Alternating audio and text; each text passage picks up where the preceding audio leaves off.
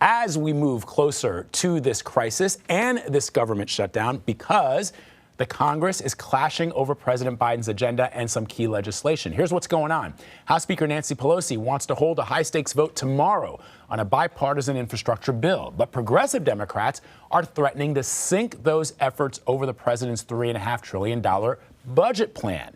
On top of all that, separate from that, we're on the verge of this government shutdown and a potential debt default that could trigger a fiscal catastrophe if Congress fails to act soon. So, for more on this, let us bring in Nancy Cordes. She is joining us from the White House and will provide much-needed clarity as we break this all down. So, Nancy, let's start first with this infrastructure and budget standoff in the House. What do progressives want to see before tomorrow's possible vote? I mean, we know from you that the president has been on the phone, working the phones with these members of Congress that are on the fence.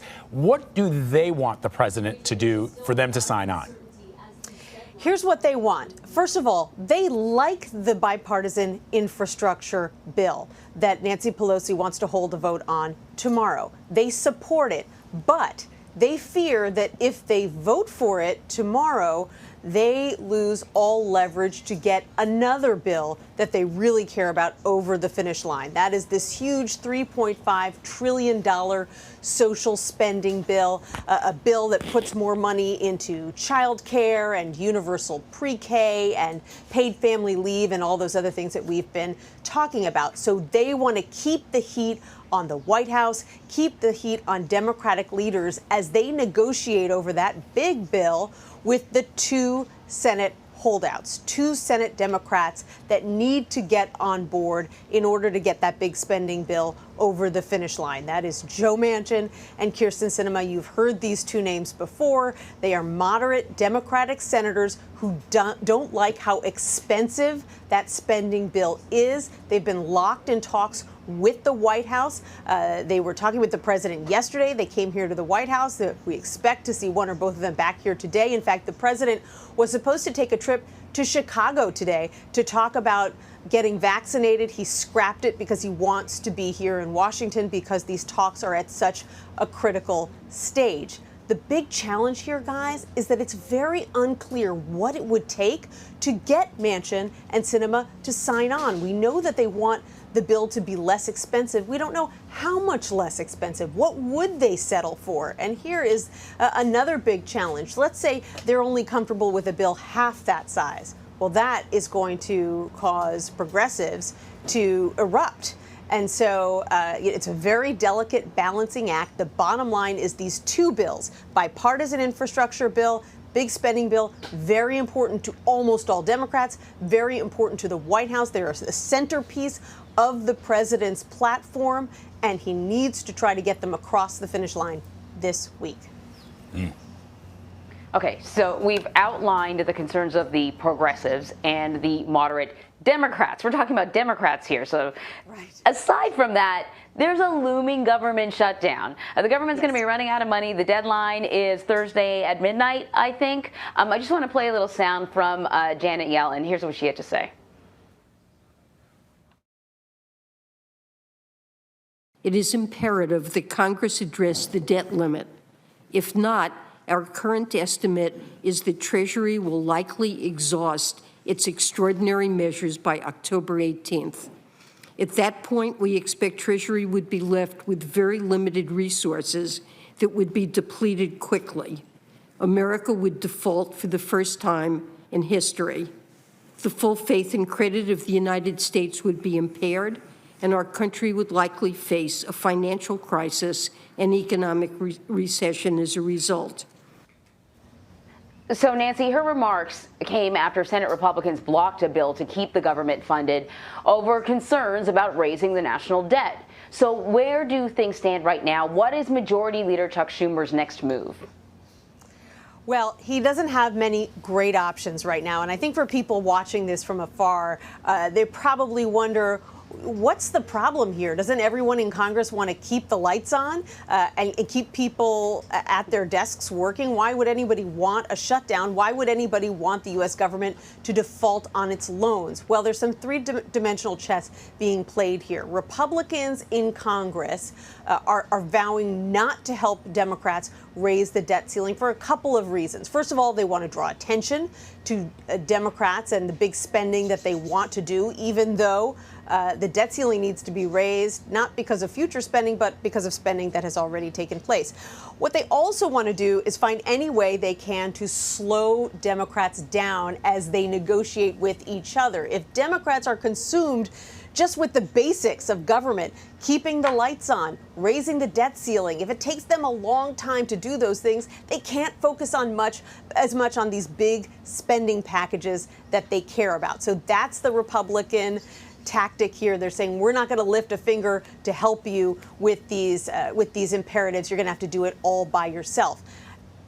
Chuck Schumer tried to call their bluff. He tried to hold a vote yesterday and the day before to just go ahead and raise the debt ceiling and fund the government. No dice. So now what he has to figure out is whether he can try to use this other mechanism called reconciliation, whereby he could raise the debt ceiling simply with 50 Democratic votes. You wouldn't need the normal 60 votes. The problem there is it takes several weeks to go through reconciliation. And as we all know at this point, according to the Treasury Secretary, we run out of borrowing power in mid-October. So time is really of the essence at this point. And Nancy, I do note that Nicole Killian yesterday asked Mitch McConnell if Republicans bear any responsibility should we get to that point where we're not able to pay our bills, we're not able to pay off our debt. And, you know, I got to believe that he must be seeing something or he must know something that we don't because he doesn't seem worried. Why is that? Well, it's a longtime Republican tactic to, not be willing to help raise the debt ceiling when Democrats are in power. When Republicans are in power, they are all for it. They typically work with Democrats to go ahead and do it. It's something that needs to happen periodically. Usually when there's a Democrat in the Oval Office, they're much less willing to chip in. And the gamble that they're making is that the American people really don't, understand. Anyone who's watching from afar just thinks this is your typical Washington drama. And so the gamble that they're making, and they may be right, is that they won't get blamed on for this by voters if we do in fact get close to a default, or God forbid we do default. And what Chuck Schumer is trying to do here is see whether Republicans really are going to go to the mat, or whether they're saying one thing now, singing one tune now, but might be singing a different tune come mid-October when we're right up against the deadline. So it's a game of chicken right now with some possibly very damaging results if the two sides can't see eye to eye on this. Nancy, you mentioned that the president actually postponed a trip to Chicago to stay in Washington to deal with the sort of tension within his own party. What can we expect the White House to be focusing on today? Do you think we'll be hearing any kind of more news, more information about what the White House is doing to try and solidify some sort of common ground? At this point, it is all about figuring out how to get Joe Manchin and Kyrsten Sinema on board. Democrat from West Virginia, Democrat from Arizona. Why are two Democratic senators able to hold all of this up? Because you're not going to get any Republican support, which means you need all 50 Democratic senators to be on board. And in a situation like that, any one or two Democrats have an awful lot of power, and they are dug in. So they have been constantly in communication with the White House. When our reporters on Capitol Hill track them down in the halls, sometimes they're on the phone with White House officials as we're trying to talk to them. So these discussions are kind of going on around the clock at this point. The president is involved. Democrats have been pushing him to get even tougher with these two Democratic senators to really force them to say at this point. You know, the contours of this bill have been out there for months. So what you've got a lot of frustrated progressives saying is, look, it's time for these two senators to say what it is they can live with. It's not fair for them to hold up the entire Democratic agenda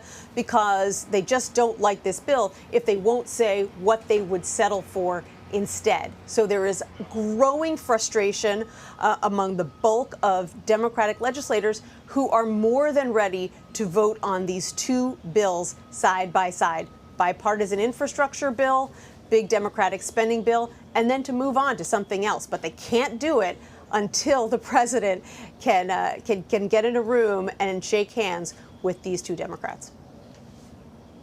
All right. Well, Nancy, thank you so much.